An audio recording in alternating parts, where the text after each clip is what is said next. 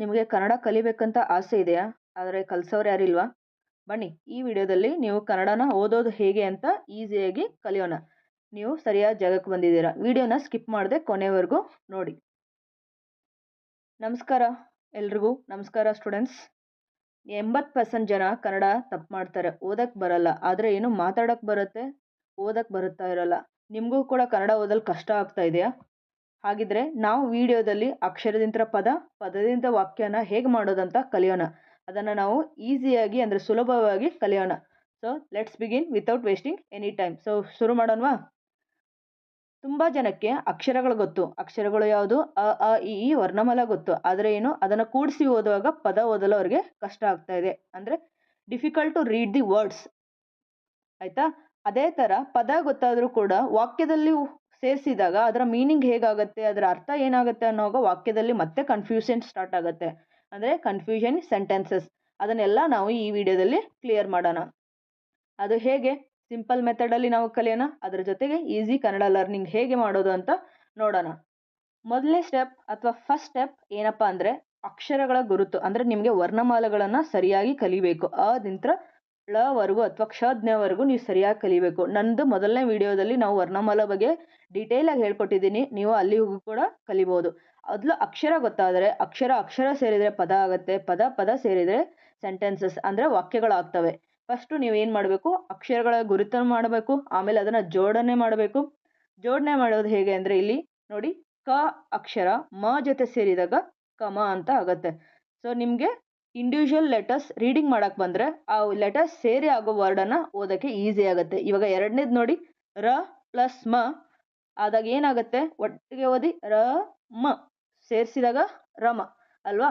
ಈ ಥರ ನೀವು ಅಕ್ಷರಗಳನ್ನು ಮೊದಲು ಗುರುತಿಸಿ ಆಮೇಲೆ ಅದನ್ನು ಜೋಡಿಸಿ ಓದೋಕ್ಕೆ ಕಲಿಬೇಕು. ಅಂದರೆ ಏನು ಟ್ರಿಕ್ಸ್ ಯೂಸ್ ಮಾಡಬೇಕು ನೀವಿಲ್ಲಿ? ಫಸ್ಟು ರಮ ಅಂತ ಇದ್ದರೆ ಅದನ್ನು ಸ್ಪ್ಲಿಟ್ ಮಾಡಬೇಕು, ಅಂದರೆ ಬೇರ್ಪಡಿಸಬೇಕು. ರ ಪ್ಲಸ್ ಮ ಅಂತ ಹೇಳ್ಬಿಟ್ಟು ರ ಮ ಅಂತ ಓದಿ ಎರಡು ಜಾಯಿನ್ ಮಾಡಿ ಓದಿದಾಗ ನಿಮಗೆ ವರ್ಡ್ ಹೇಗೆ ಓದಬೇಕು ಅನ್ನೋದು ಗೊತ್ತಾಗುತ್ತೆ. ನೆಕ್ಸ್ಟ್ ಪ್ರಾಕ್ಟೀಸ್ ಮಾಡಿ ರಾಮ ವರ್ಡ್. ಸೊ ರಾಮ ನಿಮಗೆ ಸರಿಯಾಗಿ ಸ್ಪ್ಲಿಟ್ ಮಾಡಿದರೆ ರ ಪ್ಲಸ್ ಆ ರ ಅಲ್ವಾ? ಕಾಗುಣಿತ ಅಥವಾ ಗುಣಿತಾಕ್ಷರದಲ್ಲಿ.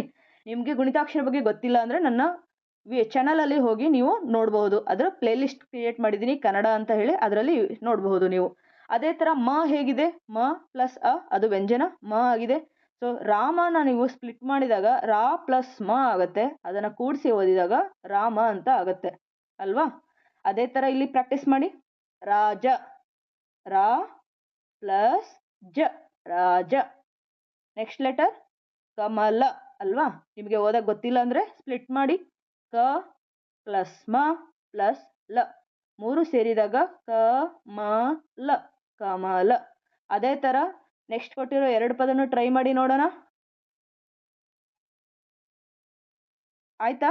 ಆಗಿಲ್ಲ ಅಂದರೂ ಪರವಾಗಿಲ್ಲ. ಇವಾಗ ನಾನು ಹೇಳ್ಕೊಡ್ತೀನಿ. ಇವಾಗ ಥರ್ಡ್ ಲೆಟ್ರಲ್ಲಿ ನೋಡಿ, ಫಸ್ಟ್ ಲೆಟರ್ ಬಂದು ಡ, ಸೆಕೆಂಡ್ ಲೆಟರ್ ಬಂದು ಮ, ಥರ್ಡ್ ಲೆಟರ್ಗೆ ಡ ರಗೆ ನಿಮಗೆ ಉ ಮಾತ್ರ ಸೇರಿದೆ, ಅದು ರು ಆಗಿದೆ. ಸೇರಿಸಿ ನೋಡೋಣ. ಡ ಮ ರು ಅಲ್ವಾ? ಅದು ಮೂರನೇ ಪದ ಡಮರು. ಅದೇ ಥರ ಕೊನೆಯ ಪದ ಇಲ್ಲಿ ಫಸ್ಟ್ ಲೆಟ್ರ್ ಕ ಇದೆ, ಸೆಕೆಂಡ್ ಲೆಟ್ರು ಲ ಇದೆ, ಅದಕ್ಕೆ ಇ ಮಾತ್ರ ಕೊಟ್ಟಿದ್ದಾರೆ. ಲ ಪ್ಲಸ್ ಈ ಲಿ ಆಗುತ್ತೆ. ಎರಡು ಒಟ್ಟಿಗೆ ಸೇರಿದರೆ ಕಲಿ ಕಲಿ. ಬಂತ ಓದಕ್ಕೆ? ಪರವಾಗಿಲ್ಲ. ಬಂದರೂ ಒಳ್ಳೆಯದು, ಬರದೇ ಇದ್ದರೂ ಪ್ರಾಕ್ಟೀಸ್ ಮಾಡಿ, ನೀವು ಕಲಿತೀರಾ. ನೆಕ್ಸ್ಟ್ ಗುಣಿತಾಕ್ಷರಗಳನ್ನು ನಾವು ಇಲ್ಲಿ ಕಲಿಯೋಣ ಅಲ್ವಾ? ನಾವು ಆವಾಗಲೇ ಯೂಸ್ ಮಾಡಿದ್ವಿ ರಾಮಪದದಲ್ಲಿ. ಅದನ್ನೇ ಇಲ್ಲಿ ಇನ್ನೊಂದು ಸಲ ಹೇಳ್ಕೊಡ್ತಾ ಇದ್ದೀನಿ. ರಾಮದಲ್ಲಿ ರ ಪ್ಲಸ್ ಆ ರಾ ಆಗುತ್ತೆ, ಮ ಪ್ಲಸ್ ಅ ಮ ಆಗುತ್ತೆ. ಸೀದಾ ಬಂದರೆ ಓಕೆ ವ್ಯಂಜನದಲ್ಲಿರೋ ಹಾಗೆ. ಅದು ಬೇರೆ ಮಾತ್ರಗಳನ್ನು ಸೇರಿ ಬಂದಾಗ ನಾವು ಗುಣಿತಾಕ್ಷರ ಬಗ್ಗೆ ಗೊತ್ತಿರಬೇಕು. ಇದರ ಬಗ್ಗೆ ನಿಮಗೆ ಗೊತ್ತಿಲ್ಲ ಅಂದರೆ ನಾನು ಒಂದು ವಿಡಿಯೋ ಮಾಡಿದ್ದೀನಿ ಗುಣಿತಾಕ್ಷರದ ಬಗ್ಗೆ, ಅದರಲ್ಲಿ ಹೋಗಿ ನೀವು ನೋಡ್ಕೋಬಹುದು. ಅದೇ ಥರ ಒತ್ತಕ್ಷರ ಅಂದರೆ ಏನು? ಒಂದು ವ್ಯಂಜನಕ್ಕೆ ಇನ್ನೊಂದು ವ್ಯಂಜನ ಸೇರಿ ಆಗೋ ಅದಕ್ಕೆ ಒತ್ತಕ್ಷರ ಅಂತ ಹೇಳ್ತೀವಿ. ಅದರಲ್ಲಿ ಸಜಾತಿ ಒತ್ತಕ್ಷರ, ವಿಜಾತಿ ಒತ್ತಕ್ಷರ ಅಂತ ಬರುತ್ತೆ. ಇದನ್ನು ನಾವು ಡೀಟೇಲ್ ಆಗಿ ಒತ್ತಕ್ಷರ ವಿಡಿಯೋದಲ್ಲಿ ಆಲ್ರೆಡಿ ನೋಡಿದ್ದೀವಿ. ನೀವು ನೋಡಿಲ್ಲ ಅಂದರೆ ನನ್ನ ಚಾನಲಲ್ಲಿ ಹೋಗಿ ನೋಡ್ಕೊಳ್ಳಿ. ಸೊ ಇಲ್ಲಿ ಅಕ್ಕ ವರ್ಡ್, ಕಗೆ ಕ ವರ್ಡೇ ಬಂದಿರೋದು. ಸೊ ಕ ವ್ಯಂಜನಕ್ಕೆ ಕ ಒತ್ತಕ್ಷರ ಬಂದಾಗ ಕ ಆಗತ್ತೆ. ಇದು ಒತ್ತಕ್ಷರ ನಾಲೆಡ್ಜ್ ಕೂಡ ನಿಮಗೆ ಅಷ್ಟೇ ಇಂಪಾರ್ಟೆಂಟು ಕನ್ನಡ ಕಲಿಯುವಾಗ. ನೆಕ್ಸ್ಟ್ ಒಂದು ಕಾಂಪ್ಲೆಕ್ಸ್ ವರ್ಡ್ ತಗೊಳ್ಳೋಣಲ್ವಾ? ಕಾಂಪ್ಲೆಕ್ಸ್ ವರ್ಡ್ ಅಂದ್ರೆ ಏನು? ಕಷ್ಟ ವರ್ಡ್. ಪ್ರಶ್ನೆ, ಕ್ವಶನ್ನೇ ನಾವು ತಗೊಳ್ಳೋಣ ಅಲ್ವಾ? ಇಲ್ಲಿ ಪ್ರಶ್ನೆ ಪ್ರ ಹೇಗಾಗತ್ತೆ? ಪ ಅನ್ನೋ ವ್ಯಂಜನಕ್ಕೆ ರ ಒತ್ತಕ್ಷರ ಪ್ಲಸ್ ಅ ಮಾತ್ರ ಸೇರಿದಾಗ ಪ ರ ಪ್ರ ಅಂತ. ಅದೇ ತರ ಶಗೆ ನ ಒತ್ತಕ್ಷರ ಕೊಟ್ಟಿದ್ದಾರೆ ಮತ್ತೆ ಎ ಮಾತ್ರ ಕೊಟ್ಟಿದ್ದಾರೆ. ಶ ನ ಎ ಅಂದ್ರೆ ಶ್ನೆ. ಸೊ ಪ್ರ ಶ್ನೆ. ಈ ತರ ನಾವು ಬಿಡಿಸಿ ಬಿಡಿಸಿ ಓದಿದ್ರೆ ಕನ್ನಡ ಕಲಿತೀರಾ, ನೀವು ಈಸಿಯಾಗಿ ಕಲಿಬಹುದು. ಅದೇ ತರ ಇಲ್ಲಿ ಪ್ರಯತ್ನ ಮಾಡಿ ನೋಡೋಣ. ಸಗೆ ಯಾವ ಒತ್ತಕ್ಷರ ಕೊಟ್ಟಿದ್ದಾರೆ? ನ ಒತ್ತಕ್ಷರ. ಯಾವುದು ಮಾತ್ರ ಇರೋದು ಇಲ್ಲಿ? ಎ ಮಾತ್ರ. ನೆಕ್ಸ್ಟ್ ಯಾವ ಲೆಟರ್ ಇರೋದು? ಹ ಲೆಟರ್. ಸೇರಿಸಿದ್ರೆ ಏನಾಗುತ್ತೆ? ಎ ಹ ಅಲ್ವಾ? ಸ್ನೇಹ.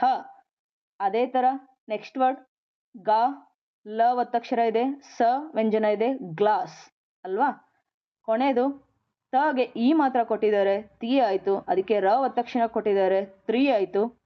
ಕಗೆ ಓ ಮಾತ್ರ ಕೊಟ್ಟಿದ್ದಾರೆ, ಕೋ ಆಯ್ತು. ನ ತ್ರಿಕೋನ. ಇದೇ ತರ ನೀವು ನಿಮ್ಮ ಸುತ್ತಮುತ್ತಲ ಸಿಗೋ ಪದಗಳನ್ನ ಪ್ರಾಕ್ಟೀಸ್ ಮಾಡಿದ್ರೆ ಕನ್ನಡ ಕಲಿಯೋದು ತುಂಬಾ ಈಸಿ. ಇವಾಗ ಲೆಟರ್ಸ್ ಇಂದ ವರ್ಡ್ಸ್ ಓದೋದು ಗೊತ್ತಾಯ್ತು. ವರ್ಡ್ಸ್ ಅಲ್ಲಿ ಗುಣಿತಾಕ್ಷರ ಕಲ್ತ್ವಿ, ಒತ್ತಕ್ಷರ ಕಲ್ತ್ವಿ, ಮತ್ತೆ ಕಾಂಪ್ಲೆಕ್ಸ್ ವರ್ಡು ಕಲ್ತ್ವಿ. ಇವಾಗ ಅವೆಲ್ಲ ಗೊತ್ತಾದ್ಮೇಲೆ ಅದರದ ಅಪ್ಲಿಕೇಶನ್ ಎಲ್ಲಿ ಅದು ಉಪಯೋಗ ಆಗುತ್ತೆ ಅಥವಾ ಫೈನಲ್ ಆಗಿ ನಿಮ್ಗೆ ಕನ್ನಡ ಬರ್ಬೇಕಂದ್ರೆ ಸೆಂಟೆನ್ಸ್ ಓದಕ್ ಬರಬೇಕು. ಅದನ್ನು ನಾವು ಇಲ್ಲಿ ಕಲಿಯೋಣ. ಫಸ್ಟ್ ವರ್ಡ್ ನಾವು ಆವಾಗಲೇ ಏನ್ ಕೊಟ್ಟಿದ್ದಾರೆ ಇಲ್ಲಿ? ರಾಮ ಮನೆಗೆ ಹೋಗುತ್ತಾನೆ ಅಂದ್ರೆ ಏನು? ರಾಮ ಗೋಸ್ ಟು ಹೋಮ್ ಅಲ್ವಾ? ಸ್ಪ್ಲಿಟ್ ಮಾಡಿ ನೋಡಿ, 3 ವರ್ಡ್ಸ್ ಆಗುತ್ತೆ. ರಾಮ ಮನೆಗೆ ಹೋಗುತ್ತಾನೆ ಅಲ್ವಾ? ರಾಮನ ಹೇಗೆ ಓದೋದು ಅಂತ ನೋಡಿದ್ವಿ ನಾವು. ರ ಪ್ಲಸ್ ಆ ಇಸ್ ರ ಮ, ರಾಮ. ಮನೆಗೆ ಮ, ನಗೆ ಎ ಮಾತ್ರ, ಗೆ ಎ ಮಾತ್ರ, ಮನೆಗೆ. ಕೊನೆಗೆ ಲಾಸ್ಟ್ ವರ್ಡ್ ಬಂದ್ಬಿಟ್ಟು ಹ ಇದೆ, ಅದಕ್ಕೆ ಓ ಮಾತ್ರ ಕೊಟ್ಟಿದ್ದಾರೆ, ಹೋ ಆಯ್ತು. ಗೆ ಉ ಮಾತ್ರ ಕೊಟ್ಟಿದ್ದಾರೆ, ಗು ಆಯ್ತು. ತಗೆ ತ ಒತ್ತಕ್ಷರ ಮತ್ತೆ ಆ ಮಾತ್ರ ಇದೆ, ತಾ ಆಯ್ತು. ನಗೆ ಎ ಮಾತ್ರ ಕೊಟ್ಟಿದ್ದಾರೆ. ಸೇರಿಸಿದಾಗ ಏನಾಗುತ್ತೆ? ಅದು ಹೋ ಗು ತಾ ನೆ ಅಂದ್ರೆ ಹೋಗುತ್ತಾನೆ, ಹೋಗ್ತಾ ಇದ್ದಾನೆ, ಈಸ್ ಗೋಯಿಂಗ್ ಅನ್ನೋದು ಮೀನಿಂಗ್ ಅಲ್ಲಿ ಬರುತ್ತೆ. ಅದೇ ತರ ಈ ಸೆಂಟೆನ್ಸ್ ಕೂಡ ಟ್ರೈ ಮಾಡಿ ನೋಡೋಣ. ಅಮ್ಮ ಊಟ ಮಾಡುತ್ತಾರೆ ಅಂದ್ರೆ ಮದರ್ ಕುಕ್ಸ್ ಫುಡ್. ಬಂತ ನಿಮ್ಗೆಲ್ಲರಿಗೂ? ಗುಡ್. ಅದೇ ತರ ನೆಕ್ಸ್ಟ್ ಒಂದು ಟ್ರೈ ಮಾಡಿ. ನಾನು ಶಾಲೆಗೆ ಹೋಗುತ್ತೇನೆ ಅಂದ್ರೆ ಐ ಗೋ ಟು ಸ್ಕೂಲ್. ನಾನು ಶಾಲೆಗೆ ಹೋಗುತ್ತೇನೆ. ಇದೇ ತರ ನೀವು ಪ್ರಯತ್ನ ಮಾಡಿ ಎಲ್ಲನೂ ಆರಾಮಾಗಿ ಅಥವಾ ಈಸಿಯಾಗಿ ಕಲಿತೀರಾ. ಸೊ ಇಲ್ಲಿ ಹೇಗೆ ಕಲಿತ್ವಿ ನಾವು? ಪದಗಳನ್ನ ಸ್ಪ್ಲಿಟ್ ಮಾಡಿ ವರ್ಡ್ಸ್ ಮಾಡಿಬಿಟ್ಟು ಪದ ಕಲ್ತ್ವಿ. ಅದೇ ತರ ಇಲ್ಲಿ ಸೆಂಟೆನ್ಸಸ್ ಅಲ್ಲಿ ನಾವು ಪದಗಳನ್ನ ಸ್ಪ್ಲಿಟ್ ಮಾಡಿಬಿಟ್ಟು ವರ್ಡ್ ಬೈ ವರ್ಡ್ ಓದಿ ನಾವು ಸೆಂಟೆನ್ಸ್ ಅನ್ನ ಫಾರ್ಮ್ ಮಾಡಿದ್ವಿ. ಅದನ್ನೇ ಇಲ್ಲಿ ನಾವು ಬರೆದಿರೋದು ಹಿಂಟ್ ಅಲ್ಲಿ. ಸೊ ವರ್ಡ್ ಸೇರಿ ಸೆಂಟೆನ್ಸ್ ಆಗುತ್ತೆ ಅಥವಾ ಪದಗಳು ಸೇರಿ ವಾಕ್ಯಗಳಾಗ್ತವೆ. ಈ ವಿಡಿಯೋದಲ್ಲಿ ನಾವು ಏನೇನು ಕಲ್ತ್ವಿ? ಅಕ್ಷರಗಳು, ಲೆಟರ್ ಐಡೆಂಟಿಫಿಕೇಶನ್ ಕಲ್ತ್ವಿ. ಆಮೇಲೆ ಲೆಟರ್ಗಳು ಜಾಯ್ನ್ ಆಗಿ ವರ್ಡ್ಸ್ ಆಗೋದು, ಪದಗಳು ಓದೋದು ಹೇಗೆ ಅಂತ ಕಲ್ತ್ವಿ. ಆಮೇಲೆ ಆ ಪದಗಳಿಗೆ ಗುಣಿತಾಕ್ಷರಗಳಿದ್ರೆ ಹೇಗೆ ಓದೋದು ಅಂತ ಕಲ್ತ್ವಿ. ಒತ್ತಕ್ಷರಗಳು ಇದ್ದಾಗ ಹೇಗೆ ಓದೋದು ಅಂತ ಕಲ್ತ್ವಿ. ಪದಗಳು, ಗುಣಿತಾಕ್ಷರ, ಒತ್ತಕ್ಷರಗಳದು ನಮಗೆ ನಾಲೆಡ್ಜ್ ಬಂದ್ಮೇಲೆ ಅಥವಾ ತಿಳಿದುಕೊಂಡ್ಮೇಲೆ ಸೆಂಟೆನ್ಸಸ್ ಅನ್ನ ಹೇಗೆ ನಾವು ಓದೋದು ಅಂತ ಕಲ್ತ್ವಿ. ಹೇಗೆ ಹೇಳಿ? ವಾಕ್ಯಗಳನ್ನ ಪ್ರತಿಯೊಂದು ಪದಗಳನ್ನ ಸಪರೇಟ್ ಮಾಡಿಬಿಟ್ಟು ಕಲ್ತು ಆಮೇಲೆ ಜೋಡಣೆ ಮಾಡಿದರೆ ನಮಗೆ ವಾಕ್ಯ ಓದಕ್ಕೆ ಬರುತ್ತೆ.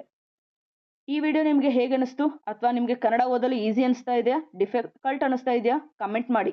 ಇನ್ನಷ್ಟು ಕನ್ನಡ ಪಾಠಗಳಿಗೆ ಲೈಕ್ ಮಾಡಿ, ಶೇರ್ ಮಾಡಿ, ಸಬ್ಸ್ಕ್ರೈಬ್ ಮಾಡಿ. Nurture Minds. Thank you. ಮತ್ತೆ ಭೇಟಿಯಾಗೋಣ ಇನ್ನೊಂದು ಕನ್ನಡ ಗ್ರಾಮರ್ ಸೀರೀಸ್ ಜೊತೆ.